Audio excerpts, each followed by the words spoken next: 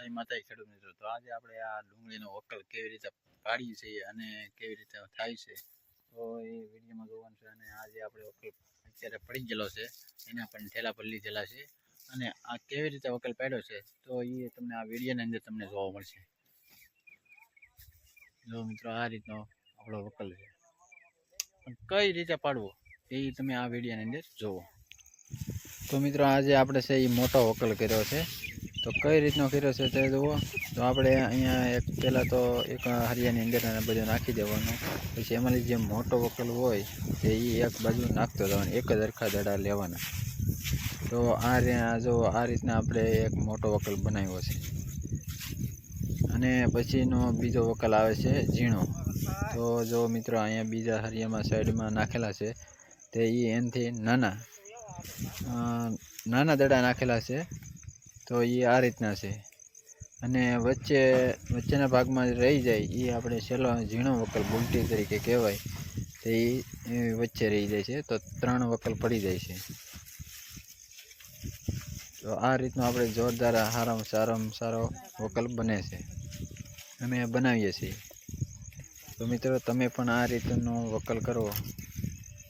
10 દાળિયા હોય તો બે વ્યક્તિ આપણે આ વકલ કરી શકે અને સામાન્ય રીતે સરળ રીતે બની શકે છે. તો આપણે 2 ભાઈઓ ગોઠવાઈ ગયા છે ને 2 બાજુથી વકલ કરતા આવે છે.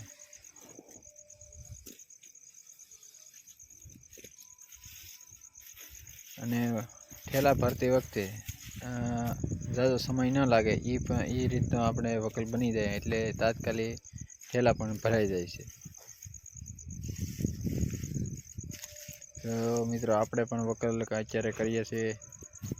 તો આ રીતના મોટા દડા હોય એ એક બાજુ નાખી દેવાના અને બીજાથી એનાથી નાના હોય એ આ બાજુ નાખી દેવાના, એટલે 3 વકલ બનતા જાય છે. અને ભાવ પણ સારામાં સારા આવે. એક હરખો માલ હોય એટલે ભાવ સારામાં સારા આવી શકે છે.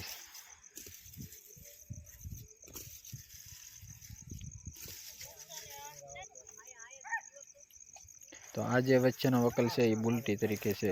તો આ બુલટી વચ્ચે પડી રહી છે, તો એ આપણે બદલામાં વહી જાય છે.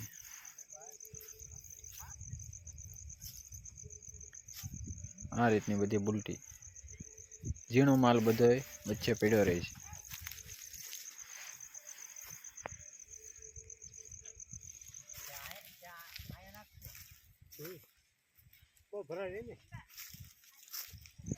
તો મિત્રો, આપણે આજે પહેલો વકલ બનાવી દીધો છે.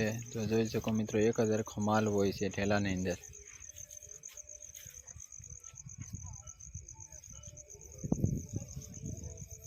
અને એક સરખી આપણે ભરતી પણ રાખવાની હોય છે. જુઓ મિત્રો,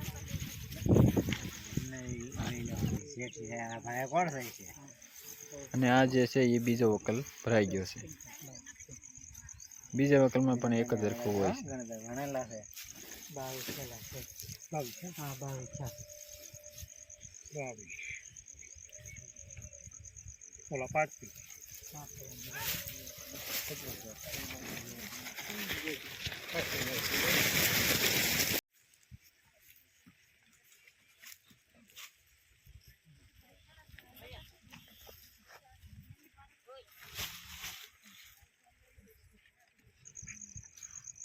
તો મિત્રો, આવી જ રીતે આપણે લાલ ડુંગળીનો એક્સપોર્ટ માલ બનાવી શકીએ છીએ.